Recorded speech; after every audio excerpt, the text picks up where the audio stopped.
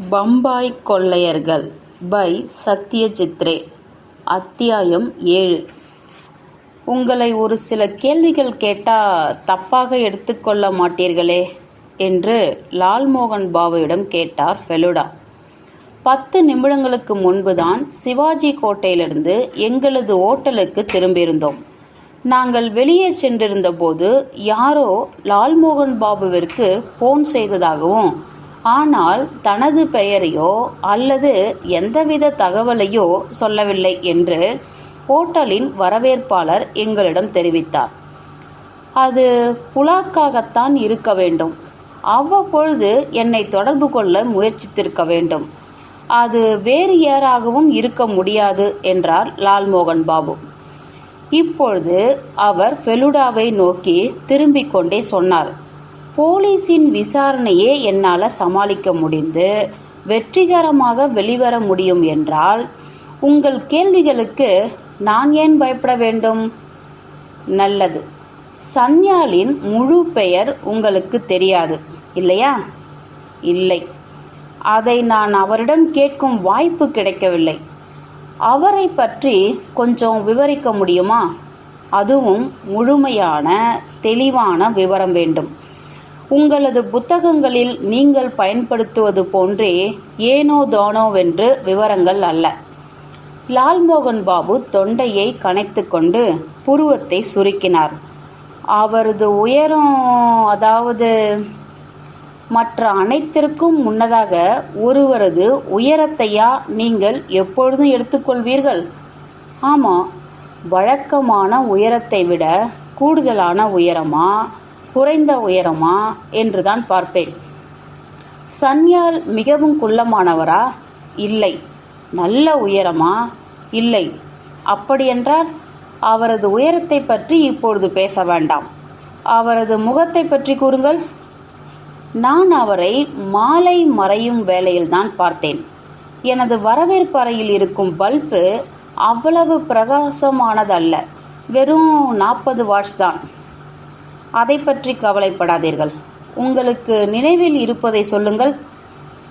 அகலமான முகம், அவரது கண்கள், அவர் கண்ணாடி அணிந்திருந்தார், தாடியும் இருந்தது, நல்ல அடர்த்தியான தாடி, மீசையும் இருந்தது.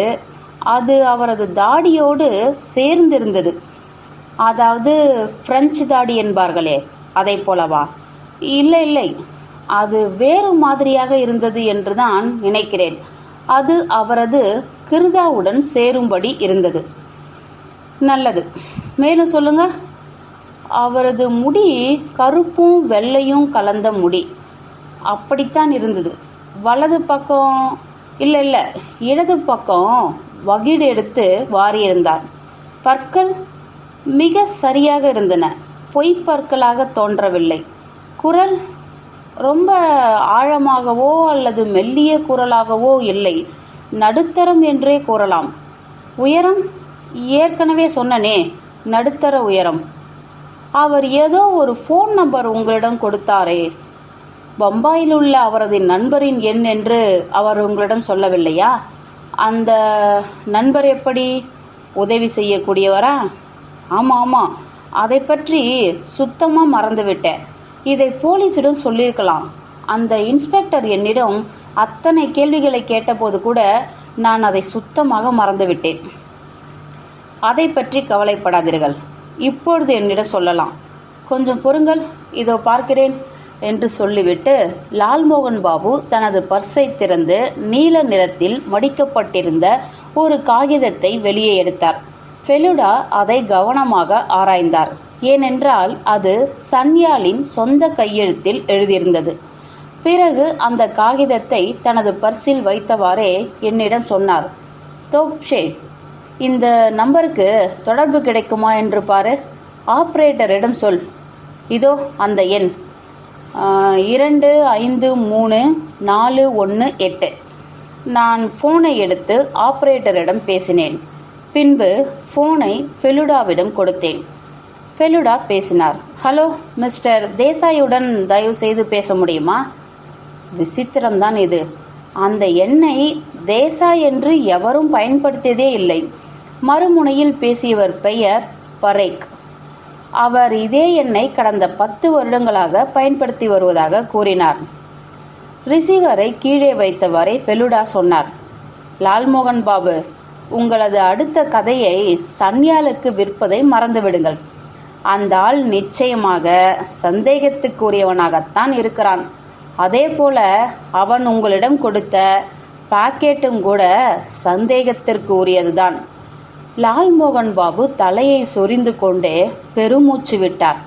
பின்பு அவர் முணுமுணுத்த குரலில் கூறினார், உங்களிடம் செல்வதற்கு என்ன பெலுபாபு, ஏதோ ஒருவித வேடிக்கையான காரணத்தினால் அந்த ஆளை எனக்கு பிடிக்கவே இல்லை. இப்பொழுது ஃபெலுடாவின் குரலில் கடுமை தெரித்தது. ஏதோ வேடிக்கையான காரணத்தலா? அந்த வார்த்தையே நான் வெறுக்கிறேன். சரியான காரணம் உங்களுக்கு தெரிந்திருக்க வேண்டும்.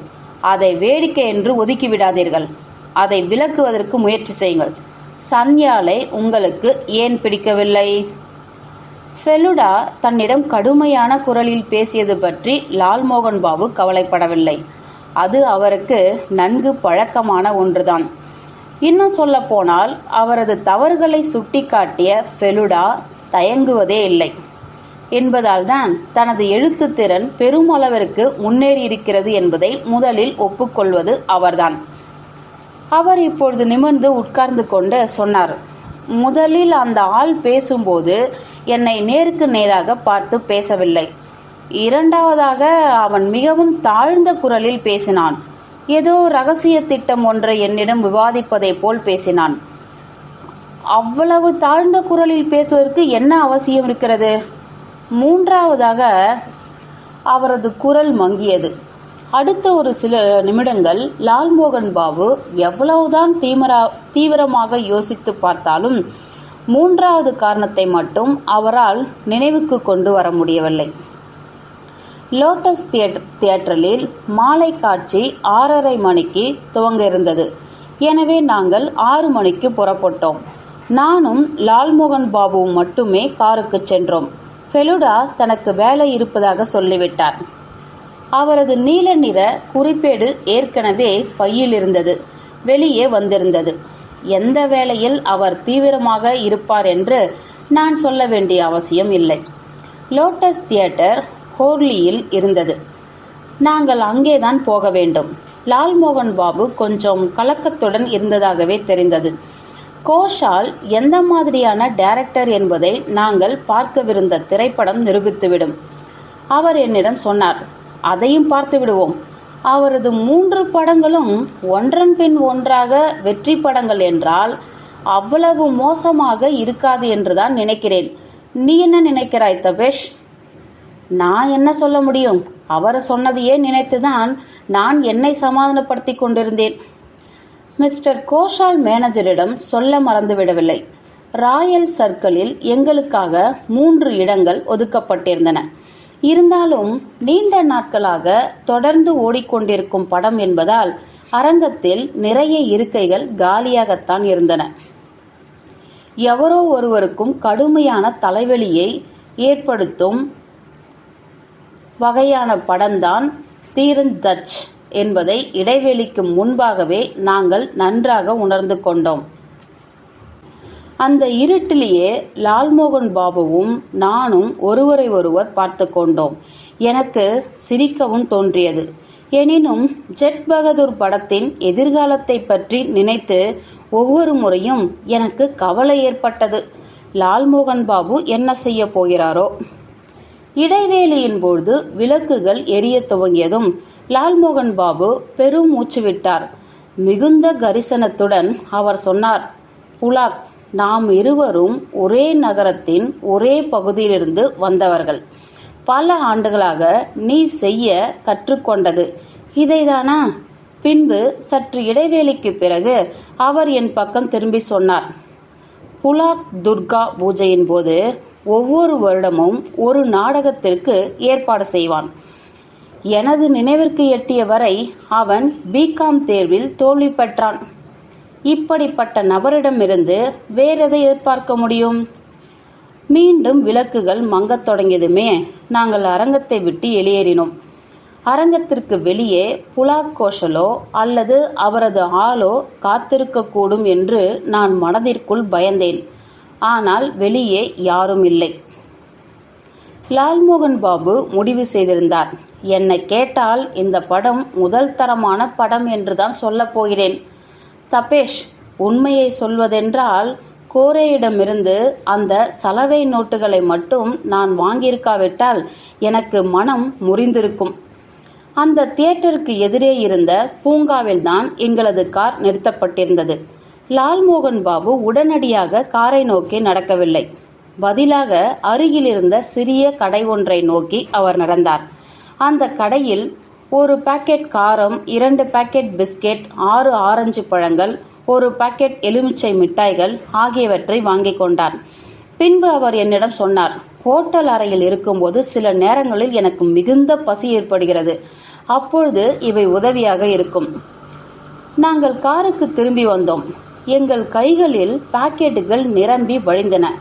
நான் கதவை திறந்ததுமே 2 பேருமே பலத்த அதிர்ச்சிக்கு ஆளானோம். அந்த கார் முழுவதும் குல்பகார் சென்ட் மனம் நிரம்பி வழிந்தது. நாங்கள் இங்கே காரில் வந்தபோது அந்த மனம் இருக்கவில்லை. கடந்த 1.5 மணி நேரத்துக்குள் அது காருக்குள் வந்திருக்க வேண்டும். எனக்கு தலை சுற்றுகிறது தபேஷ். உண்மையிலேயே இது நிச்சயம் பயமுறுத்தல் தான் இல்லையா? அந்த சன்கேல் நிச்சயமாக கொலை செய்யப்பட்டிருப்பான். இப்பொழுது சென்ட் மனம் கமழும் அவன் ஆவி நம்மை பயமுறுத்தி கொண்டிருக்கிறது என்று கலக்கத்துடன் சொன்னார் லால்மோகன் பாபு. அவருக்கு ஏதாவது தெரியுமா என்று டிரைவரை கேட்டேன். அவர் பெரும்பாலான நேரம் காருக்குள்ளேதான் இருந்ததாகவும், ஒரே ஒரு முறைதான், அதுவும் 5 நிமிடங்களுக்கு தான், அருகிலுள்ள கடை ஒன்றில் டிவியில் ஃபுல்கிலே ஹைன் குல்ஷன் குல்ஷன் தொடரை பார்ப்பதற்காக காரை விட்டு வெளியே சென்றதாகவும் கூறினார். இந்த சென்ட் மனம் அவருக்கும் புரிந்தது. ஆனால் அது எப்படி உள்ளே வந்தது என்றுதான் அவருக்கு புரியவில்லை. ஏதோ மாயமந்திரம் வேலை என்று அவர் நினைத்தார். நாங்கள் ஹோட்டலுக்கு திரும்பியதுமே இதை பற்றி ஃபெலுடாவிடம் சொன்னோம். லால்மோகன் பாபு, திட்டம் மேலும் வலுப்படும் போது இது போன்றவை நடக்கத்தான் செய்யும். இல்லை என்றால் இதை மர்மம் என்றுதான் கூற வேண்டும். உண்மையில் இது மர்மம் இல்லை என்றால் ஃபெலுமித்தர் தனது மூளைக்கு வேலை கொடுக்க முடியாது, அப்படித்தானே என்று கேட்டார் ஃபெலுடா. ஆனாலும் நீங்கள் என்ன கேட்கப் போகிறீர்கள் என்று எனக்கு தெரியும். இந்த திட்டம் முழுவதும் இன்னும் எனக்கு பிடிபடவில்லை. இப்பொழுது நான் செய்ய போவதெல்லாம் அதன் தன்மையை புரிந்து கொள்ள முயற்சிப்பதான். துப்பறியும் நிபுணரை போன்ற தோரணையுடன் நான் கேட்டேன், நீங்கள் வெளியே போயிருந்தீர்கள் போலிருக்கிறது. நன்றாகவே கவனிக்கிறாய் தோப்சே. ஆனால் அதற்காக நான் ஓட்டலை விட்டு வெளியே போக வேண்டிய தேவையில்லை. வரவேற்பாளர்தான் அதை எனக்கு கொடுத்தார். நாங்கள் அப்பொழுது விவாதித்தது ஃபெலுடாவின் படுக்கைக்கு அருகே இருந்த சிறிய மேஜையின் மேல் தெரிந்த இந்தியன் ஏர்லைன்ஸ் கால அட்டவணைதான். கல்கத்தாவிலிருந்து எத்தனை முறை காத்மாண்டுவிற்கு விமானங்கள் பறக்கின்றன, எந்த நேரத்தில் அவை வந்தடைகின்றன என்பதை தெரிந்து கொள்ள விரும்பினேன் என்று விளக்கினார் ஃபெலுடா. காத்மாண்டுவை பற்றி அவர் சொல்லியதும்தான் ஃபெலுடாவை நான் கேட்க வேண்டும் என்று நினைத்த ஒரு விஷயம் என் நினைவிற்கு வந்தது. இன்ஸ்பெக்டர் பட்டவர்தன் நானா சாஹேப் பற்றி சொன்னார். அவர் எந்த நானா சாஹேப் பற்றி குறிப்பிட்டார்? இந்திய வரலாற்றில் ஒரே ஒருவர்தான் அவ்வாறு புகழ் பெற்றவர். அதாவது சிப்பாய் கழகத்தின் போது பிரிட்டிஷாருக்கு எதிராக போராடினாரே, அவரா? ஆமாம். ஆனால் அவர் பின்னர் தப்பித்து இந்தியாவை விட்டே போய்விட்டார். அவர் காத்மாண்டுவிற்கு சென்றார். அவரோடு ஏராளமான மதிப்பிடற்கரிய நகைகளையும் எடுத்து சென்றார். அதில் வைரங்களும் முத்துக்களும் பதித்த ஒரு நெக்லஸும் அடங்கும். இறுதியில் அது நேபாள் நாட்டின் ஜங் பகதூர் என்ற அரசரின் கைகளில் போய் சேர்ந்தது. அதற்கு பிரதிபலனாக நானா சாஹேப்பின் மனைவி காஷிபாய்க்கு ஜங் பகதூர் 2 கிராமங்களை பரிசாக வழங்கினார். அந்த புகழ்பெற்ற நெக்லஸ் தான் இப்போது திருட்டு போயுள்ளதா? ஆமாம். பட்டவர்தன் சொல்லியதிலிருந்து அப்படித்தான் தெரிகிறது. அடக்கடவுளே, அந்த நெக்லஸையா நான் கொண்டு வந்து கொடுத்தேன்? லால்மோகன் பாபுவின் குரல் இப்பொழுது கவலையுடன் வெளிப்பட்டது. கிட்டத்தட்ட அவர் கூச்சல் போட்டார் என்றே சொல்லிவிடலாம். சற்றே யோசித்து பாருங்கள். நீங்கள் மட்டும் அப்படி செய்திருந்தால் உங்கள் பெயர் வரலாற்றில் வைர எழுத்துகளால் பொறிக்கப்படும். ஆனாலும் அது எங்கே போக வேண்டுமோ அங்கே போய் சேர்ந்து விட்டது என்றுதான் இதன் பொருள். அது நாட்டை விட்டு வெளியே போகாதவாறு தடுக்க வேண்டிய பொறுப்பு இப்பொழுது போலீஸுக்கு தான் இருக்கிறது. அப்படி இருக்கும்போது நீங்கள் ஏன் கவலைப்படுகிறீர்கள்? அந்த கடத்தல்காரர்களை நீங்களே பிடித்துவிட வேண்டும் என்று ஆசைப்படுகிறீர்களா என்ன? இதற்கு ஃபெலுடா பதிலளிப்பதற்குள் முன்பாக டெலிஃபோன் மணி அடிக்கத் துவங்கியது. அதன் பக்கத்தில் நின்று கொண்டிருந்ததால் லால்மோகன் பாபு அதை எடுத்தார். ஹலோ, ஆமாம் பேசுகிறேன். அப்படியென்றால் அந்த அழைப்பு அவருக்கு வந்ததுதான். ஒருவேளை புலாக் கோஷலாக கூட இருக்கக்கூடும். இல்லை, அப்படி இருக்க முடியாது. லால்மோகன் பாபுவின் வாய் இதுபோல் விரிய திறக்கும்படி கோஷால் எப்பொழுதும் எதுவும் சொல்ல மாட்டார். அவரது கைகளில் நடுக்கம் இருந்தது. காதுகளுக்கு சற்று தூரத்தில் அவர் ரிசீவரை வைத்திருந்த போதிலும் அது நடுங்குவதை என்னால் காண முடிந்தது. ஃபெலுடா ரிசீவரை அவரிடமிருந்து பிடுங்கி தனது காதில் வைத்தார். எனினும் எதுவும் கேட்காததால் உடனேயே கீழே வைத்து விட்டார். யாரது, சன்யாலா என்று கேட்டார் அவர். லால்மோகன் பாபு தலையை ஆட்டத்தான் முயன்றார். இருந்தாலும் அந்த நிலையில் அதை கூட அவரால் செய்ய முடியவில்லை. ஒருவேளை அவரது உடம்பின் ஒவ்வொரு நரம்புமே இழுத்து கொண்டிருக்குமோ என்று தோன்றியது. அவர் என்ன சொன்னார், நான் வாயை திறந்தால் என் குடலை உருவி விடுவேன் என்று சொன்னார்.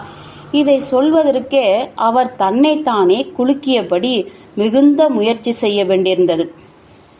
நல்லது, அதுவும் நல்லதற்குத்தான். என்ன? லால்மோகன் பாபு சிறு பிள்ளைத்தனமாக ஃபெலுடாவை வெறித்து பார்த்தார். எனக்கும் கூட ஃபெலுடாவின் இந்த பதில் கொஞ்சம் வித்தியாசமாகத்தான் பட்டது. ஃபெலுடா உடனடியாக அதற்கு விளக்கம் அளித்தார். அவ்வப்பொழுது சென்ட்டு வாசனையை மட்டும் காட்டி பயமுறுத்தினால் போதாது.